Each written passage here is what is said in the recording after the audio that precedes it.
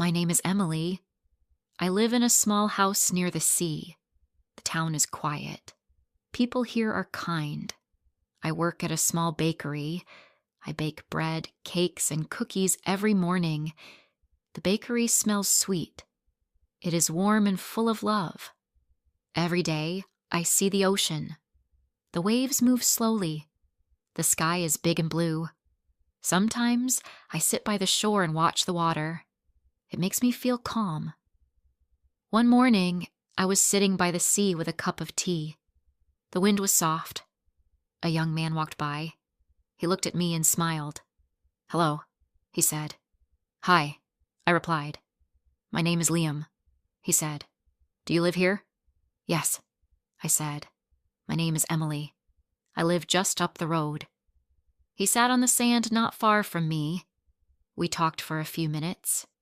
He told me he was new in town. He worked as a fisherman. His boat was small, but he loved the sea. "I love the sea too," I said. We both looked at the waves. For a moment, we said nothing, but the silence felt good. From that day, Liam came to the shore often. Sometimes he brought coffee. Sometimes I brought cookies from the bakery. We talked about many things, our lives, our dreams, our favorite songs. I liked his laugh. It was soft and kind. One day he said, "I look forward to seeing you every morning." My heart felt warm. "Me too," I said. Days turned into weeks. We spent more time together. We walked by the sea in the evenings. He told me stories about the stars. I told him about my childhood and the bakery. Everything felt simple and good. One evening, we sat close. The sun was going down. The sky was orange and pink. "Emily," Liam said, "I want to tell you something." I looked at him. His eyes were serious. "I think I'm falling in love with you," he said. I felt my heart beat faster. I smiled. "I think I feel the same," I said. He took my hand. We sat there in silence, the sea in front of us, our hands together. It was a perfect moment.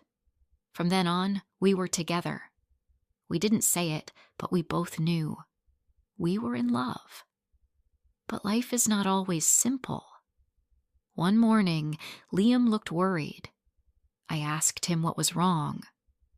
"There is a storm coming," he said. "I need to go out early and bring the boat back before it hits." "Be careful," I said. "The sea can be dangerous." He smiled. "I will be okay. I've done this before." He kissed my forehead and walked away. That was the last time I saw him. The storm came in the afternoon. The sky turned dark. The wind was strong. The sea was wild. I stood by the window looking for his boat. I waited for hours, but it never came back. The next day, I went to the dock. People were talking in low voices. "Did you hear about the small boat?" someone said. "It didn't return." My hands shook. I asked the man, "Do you know the name of the boat?" "Yes," he said. It was Liam's. My heart dropped. I ran to the sea. The waves were calmer now, but there was no sign of him. I waited for days. I hoped he would come back, but he didn't. The police said they found some parts of the boat, broken and wet, but they never found Liam. I could not believe it. My heart broke. I stayed home for many days. I didn't go to the bakery. I didn't eat much. I cried every night. One evening, I walked to the shore. I sat in our usual place. The sea was quiet now. The sun was low. I closed my eyes. "I miss you," I whispered. "Why did you go?" The wind moved through my hair. I thought of his laugh, his smile, his hand in mine. I felt lost. Liam was gone, but the sea was still here, and so was I. Every morning after Liam disappeared, I went to the sea. I sat in the same place where we used to talk. I brought a small cup of tea, like before, but now I sat alone. The waves still came. The sky still changed colors, but my heart felt empty. People in town were kind. They said, "I'm so sorry, Emily." They brought bread, soup, and flowers, but no words could bring Liam back. At night, I dreamed about him. In my dreams, we were walking on the sand. He smiled at me and said, "Everything is okay." But when I woke up, he was gone again. One day, I went back to the bakery. The owner, Mrs. Rose, hugged me. "You don't have to come back yet," she said. "I need to," I replied. "I want to do something with my hands." So I baked bread again. I made cookies and cakes. The smell of sugar and cinnamon filled the air. It felt strange, but also good. The bakery was warm and busy. It helped me feel normal again. Little by little, I started talking to people more. I smiled again, just a little. But every time I walked by the sea, I felt that space in my heart, the space where Liam lived. One evening, I found a small notebook near our spot by the sea. It was wet on the edges, but the pages inside were safe. I opened it and saw Liam's handwriting. It said, "If something happens to me, don't be sad. Look at the sea and smile." I was doing what I loved. My hands shook. I sat down on the sand. Tears ran down my cheeks. I held the notebook close to my chest. He had written this for me. He knew the sea was strong. He knew the risks. But he still smiled every day. I read the notebook again and again. There were small notes, sketches of boats, short poems. On the last page, he wrote, "Dear Emily, if I had more time, I would have said this. Thank you for the mornings, the talks, the smiles. You made my life full of light. I love you." I cried, but I also smiled. Liam had left me a gift. His words were still with me.